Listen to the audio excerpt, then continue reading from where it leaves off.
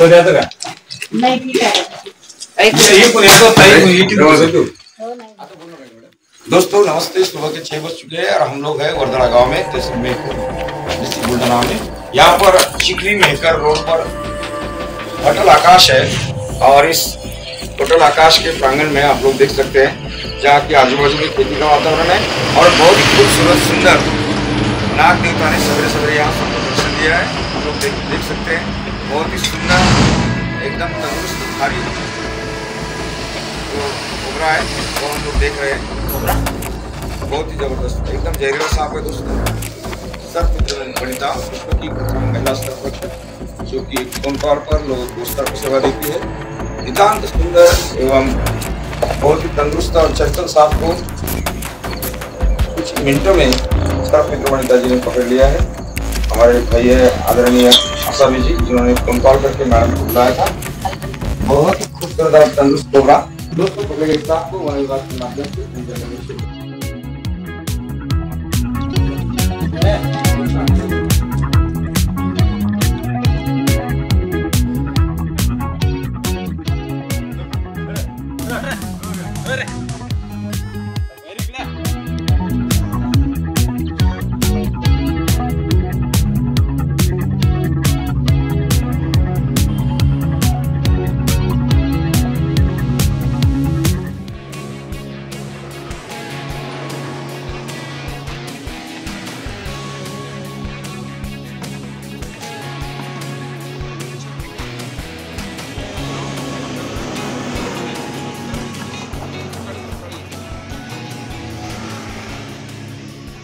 से आदरणीय आसामी भाऊ आहेत जे वर्दळा गावचे ग्रामस्थ आहेत आणि आत्ताच 2 दिवसापूर्वी त्यांची आमची भेट झाली।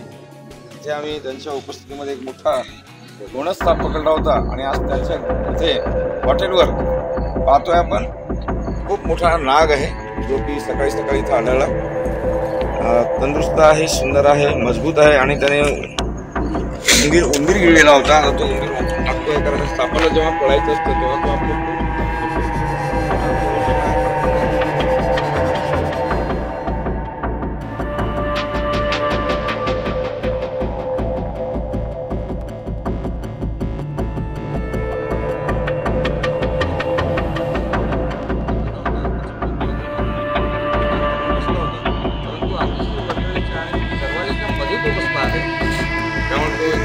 नजरेस आला। तिथे कुत्रे आहेत, मांजरे सर्वांनी मिळून त्या सापाला पाहिलं आणि त्याने एकदम फणा उगारून सर्वांना तो हल्ला करण्याच्या परिस्थितीत असताना पकडल्यामुळे यशस्वीरित्या पकडला गेला। मित्रांनो सर्प संरक्षण आणि संवर्धन हे अतिशय महत्त्वाचं आहे। साप हा स्वतःहून चावत नसतो। सापाला पकडण्यासाठी जवळच्या सरपंचांना, वन विभागाला, पोलीस विभागाला, आपत्कालीन विभागाला आपण फोन करू शकतो। साप मारणे हा कायदेशीर गुन्हा आहे। कृपया कोणी सापांना मारू नका आणि साप चावल्यानंतर जवळच्या सरकारी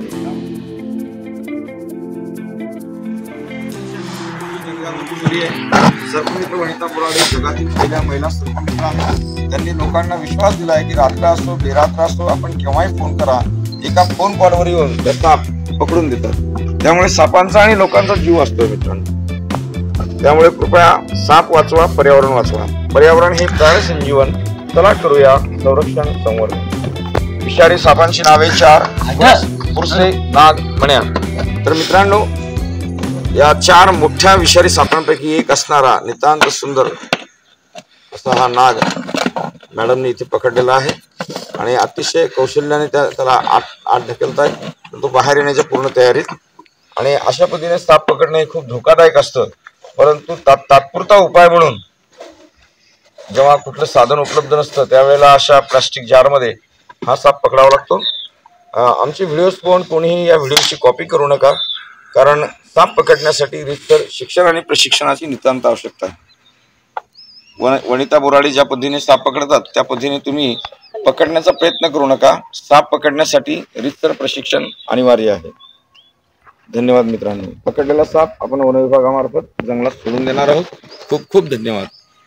कसं वाटतंय असावी भाऊ? काय नाव आपलं पूर्ण? नितीन प्रकाश असावी। नितीन प्रकाश असावी। केव्हा आढळला तुम्हाला साप? लगेच काकांनी पाहिला आणि कॉल केला 5:30 वाजता. अच्छा 5:30 वाजता कॉल केल्यावर मी लगेच आलो आणि तुम्हाला फोन लावला. तो असा आवाज करे पर्यंत पत्राने फड्या मारे फड्या मारा पत्र गेला नाही.